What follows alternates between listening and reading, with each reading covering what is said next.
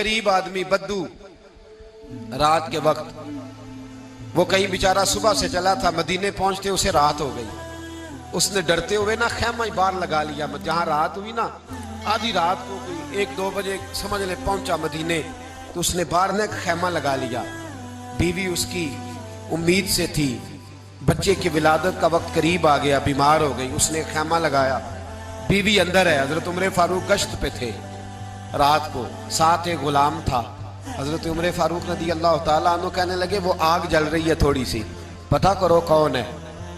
तो आपका गुलाम पता करने गया तो बद्दू ने डांट दिया, कहने लगे जाओ तुम्हें क्यों बताऊं। हजरत उमर खुद गए, कहने लगे मुसाफिर भाई बता तो सही। कहने लगा जी छोड़े, मैं आपको क्यों बताऊं, मैं कौन हूं, कैसे आया हूं। फरमाया खैमे के अंदर से कराहने की आवाज आती, कोई दर्द से चीख रहा है, बता हमें बात क्या है।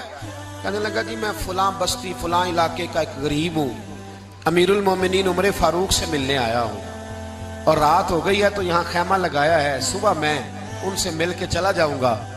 तो रात को तकलीफ देना पसंद नहीं किया, तो मेरी बीवी उम्मीद से थी, अब बच्चे की विलादत का वक्त करीब है, पास कोई नहीं। हजरत उमर कहने लगे तू ठहर, मैं अभी आया।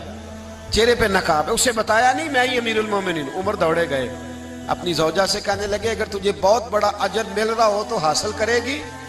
क्या करूंगी? तो कहने लगे चल फिर मेरे साथ, बहुत बड़ा अजर है। एक दोस्त के यहाँ विलादत का वक्त है, जरूरत की चीजें साथ ले लो। उस औरत ने थोड़े दाने ले लिए, घी ले लिया। हजरत उमर से कहने लगी लकड़ियां इकट्ठी कर ले। अमीरुल मोमिनीन, काउंसलर की बात नहीं बता रहा आपको मैं, आपको एमपीए की बात नहीं बता रहा, एमएनए की बात नहीं बता रहा, जो 10 गांव को मिला के चेयरमैन बना उसकी बात नहीं बता रहा, उसकी बात बता रहा हूं जो 22 लाख मुरब्बा मील का हुक्मरान है। उसकी बात बता रहा हूं जो गली से गुजरे तो शैतान रास्ता ही बदल जाता है। उसकी बात बता रहा हूं जिसके बारे में मेरे मुस्तफा करीम सल्लल्लाहु ताला अलैहि वसल्लम ने फरमाया मेरा उम्र तो वो है कि 950 साल हजरत जिब्रील भी इसकी शान बयान करें तो अजमत खत्म नहीं होती। इतना बड़ा शख्स। हजरत उमर ने लकड़ियां इकट्ठी की, ईंटों का रोड़े लेके चूल्हा बनाया, पहुंच गए। आपकी जौजा कहने लगी ये थोड़े दाने डालने, घी डालने और एक लकड़ी लेके इसको हिलाएं, तैयार करें। खुद जौजा अंदर चली गई, हजरत उमर बाहर पकाने लगे।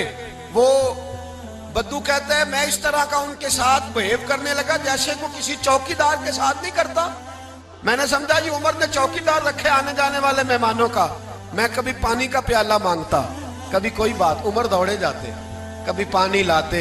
ओ मुसलमानों, ओ मेरे रसूल के गुलाम अजीजो, हजरत उमर फारूक। वो गुलाम कहता है मैं उमर से कहता, मैं कहता गुलाम पानी ला, तो उमर दौड़ के पानी लाते।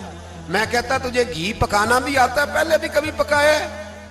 तो उमर फरमाते कोशिश तो कर रहा हूं। मैं कहता पहले भी कभी तेरी बीवी ने ये काम किया है? तो हजरत उमर कहने लगे मुझे याद नहीं, पूछ के बताऊंगा। कहते क्या रंग था, क्या अंदाज था, क्या मुस्तफा की तरबियत थी, क्या अंदाज हुजूर ने सिखाए गुलामों को। ये किस तरह का अमीर है कि ये हंडिया पका रहा है, फूंके मार रहा है एक गरीब के लिए, देहाती के लिए जिसे जानते भी नहीं। अंदर उस शख्स की बीवी के यहाँ बेटा पैदा हुआ तो हजरत उमर की बीवी अंदर से बोल के कहने लगी अमीरुल मोमिनीन मुबारक हो, आपके दोस्त के यहाँ बेटा पैदा हुआ है। जब कहा ना अमीरुल मोमिनीन मुबारक हो तो वो शख्स कहता है मेरे हाथ कांपने लगे और मैं इस तरह दौड़ा कि मेरी पगड़ी गिर गई। मैं दौड़ा तो उमर ने बुलाया, कहा किधर जाते हो? कहने लगा आप अमीरुल मोमिनीन हैं, आप अमीरुल मोमिनीन, आप उमर हैं।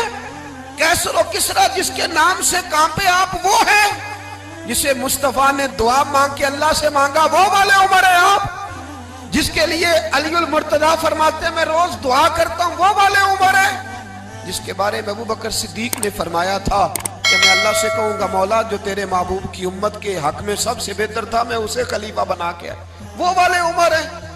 उमर अमीरुल मोमिनीन की बीवी, वो तो खातून अव्वल होती है, वो तो मलका होती है, और तेरी बीवी दाई बनकर एक गरीब के बच्चे के पास बैठी रही विलादत के वक्त। उमर अमीरुल मोमिनीन होके तेरी दाढ़ी सारी धुएं से भर गई, तो ड्यूटी करता रहा। तो सैयदना उमर रो पड़े और उस बद्दू को सीने से लगा के कहने लगे तुझे पता नहीं तू कहाँ आया है? इस शहर का पता है? उसने कहा हुजूर कहाँ है? फरमाया ये मेरे नबी का मदीना है, ये मुस्तफ़ा का मदीना है। यहाँ अमीरों का इस्तकबाल नहीं होता, यहाँ गरीबों के इस्तकबाल होते।